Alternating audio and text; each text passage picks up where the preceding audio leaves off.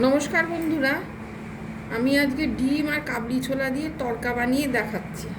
প্রথমে আমি এখানে 4টে ডিম সিদ্ধ করে এইভাবে ভাগ করে নিয়েছি, আর এইদিকে ছোলা সিদ্ধ করে নিয়েছি, কাবলি ছোলা সিদ্ধ করে নিয়েছি।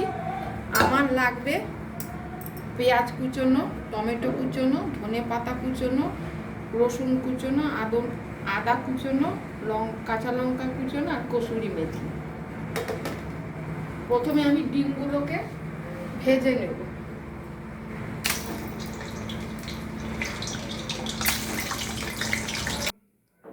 এবার এই পরিমাণ, এখানে 3-4 চামচ সর্ষের তেল আছে। এবার এই তেলের মধ্যে আমি প্রথমে পেঁয়াজ কুচি, তারপরে রসুন কুচি, তারপরে আদা কুচি, তারপরে লঙ্কা কুচি দিয়ে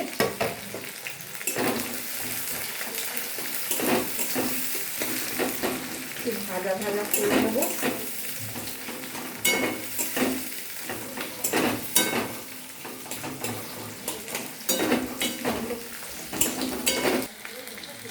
এবার এর মধ্যে দেবো টমেটো কুচি। টমেটোটা একটু গলে গলে এলে এর মধ্যে দেব কসুরি মেথি। এখন আমি দেবো এর মধ্যে পরিমাণ মতো লবণ, পরিমাণ মতো হলুদ, আর দেবো একটু মিষ্টি। এবার দেবো একটু ধনে গুঁড়ো, আর দেবো লঙ্কার গুঁড়ো।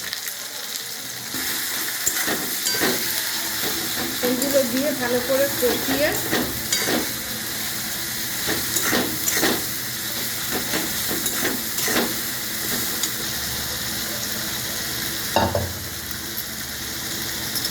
আর দেবো কসুরি মেথি। এখন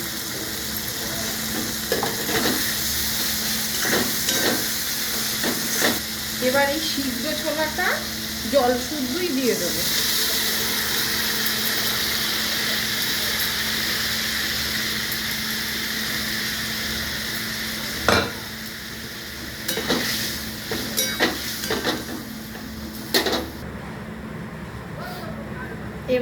এবারে আমি অল্প একটু জিরে আর একটু মেথি শুকনো খোলায় ভেজে গুঁড়ো করে রাখি, এটা নামাবার আগে দিতে হবে।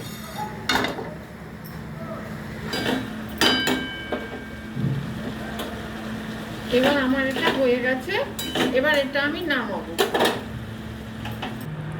এবার এই ভাজা ডিমগুলোর ওপরে এটা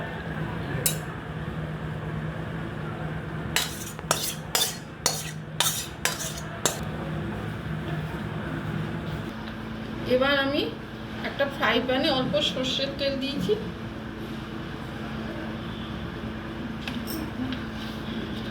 এই রান্নাটা কিন্তু সর্ষের তেলে হয়।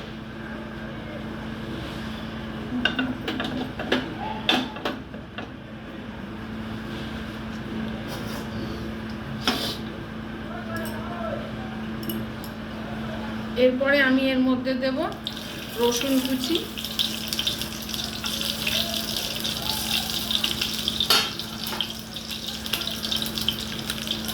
ও লাল লঙ্কার গুঁড়ো।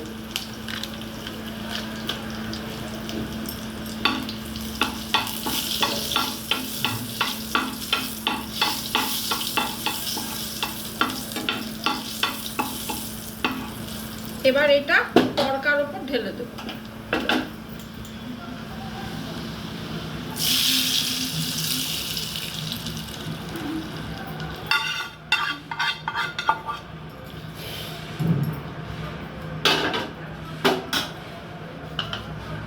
এবারে যে ভাজা মশলাটা করে রেখেছিলাম, জিরে আর মেথি দিয়ে যে ভাজা মশলাটা করে রেখেছিলাম, সেইটা এবার এর উপরে ছড়িয়ে দেব।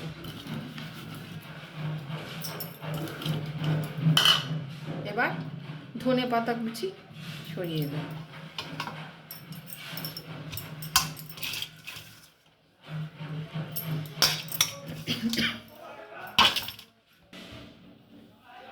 এই যে ডিম আর কাবলি ছোলার তরকা রেডি।